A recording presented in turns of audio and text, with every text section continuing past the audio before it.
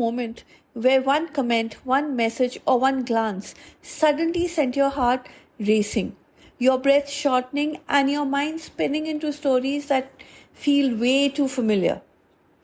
That, my love, is a trigger. And today we are not avoiding it, we are meeting the trigger with presence, power, and compassion. So, hi, my beautiful people. Welcome back to another episode of the Flight to Fulfillment podcast. I'm your host, Ratika Seth, your life enhancement coach and the founder of the Freedom Divas Hub. And today we are talking about something that all of us experience at some point in time or the other: emotional triggers. So, these are moments where something outside of us pokes us so badly that we suddenly feel out of control, we start reacting, and we suddenly feel overwhelmed. Now it can be someone interrupting us, it can be someone criticizing us, it can be someone ignoring us, but before we know it, we are not just reacting to this moment, we are actually reacting to every similar wound that comes from this. So, if you've ever wished you could stay grounded instead of just spiraling, if you've ever wished that you could stay present instead of panicking, this episode is your lifeline, because I am going to share with you 5 steps to stay grounded when you are triggered. So, let's dive straight in.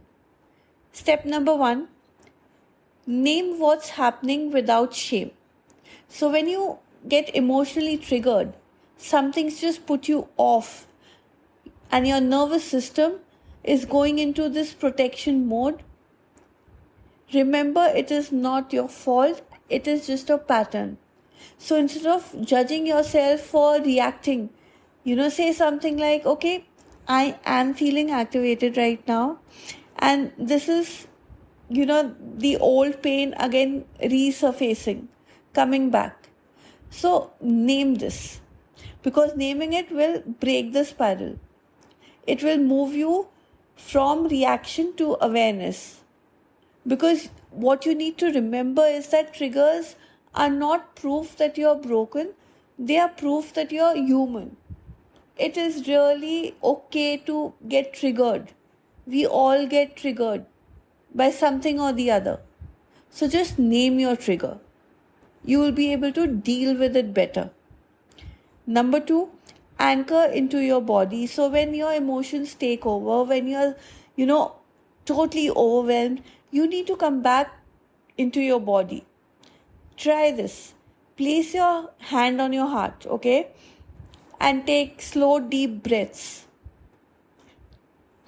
Then, after a pause, feel your feet on the floor. Wiggle your toes, tap your fingertips.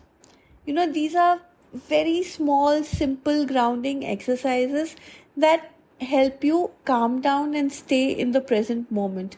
And when you're doing this, just, keep telling yourself, okay, I'm safe, I'm safe, I'm safe, I'm here now, I'm okay. Number 3, ask yourself, what's the story I'm telling myself? Most triggers are all linked to old belief systems, something you've believed in for some reason. So, I'm not enough, I'm always rejected, I have to prove my worth all the time. When you're triggered, just pause and gently ask yourself, what story am I attaching to this? Is it a fact? Or is it just fear? Am I telling myself all these things only out of fear? Because this will create space between what's happened and how you are, going about it, how you are interpreting it. Number 4, choose the pause over the pattern. So your old patterns may be, like lashing out, shutting down, overthinking, people pleasing. But you have to break away from these old patterns and you have to create, you have to create newer habits. So remember, pause is your superpower. Take a beat, Pause before you respond. Say, I need a moment before I continue this conversation. Okay? Or simply just pause and take a few deep breaths before you react. Every pause, remember, is a new path. It's where healing replaces habits. So if you have old habits, if you have old patterns, it's time for you to create new habits. And you can only create new patterns, new habits, if you start from this very moment, being in the present. So keep taking your deep breaths, keep taking your pauses. Every pause will lead you to a new way of thinking, a new way of responding, and a new path. Number 5, tend to the root, not just the reaction. So after the trigger has passed, take time to reflect. Okay, what did this bring up for me? What did I exactly feel about this? What part of me still needs more love and more healing? Triggers are clues to your own emotional landscape. So the more you tend to the root, the less power the trigger will hold. Therapy, coaching, journaling, or having intentional, conscious conversations can really be helpful. You are not your triggers. You are the observer of your triggers. Okay? You are the healer. You can heal your triggers.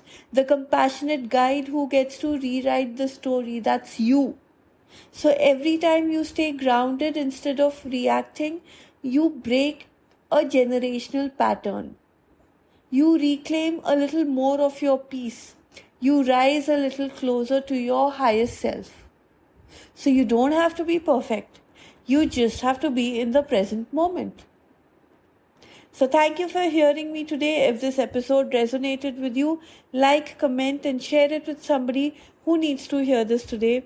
Until next time, this is me, Ratika Seth, your life enhancement coach, signing off for now.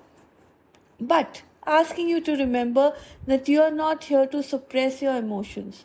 You are here to move through your emotions, navigate through them, honor them, and grow because of them. With grace and grounded truth, I'll see you in the next podcast. Bye-bye.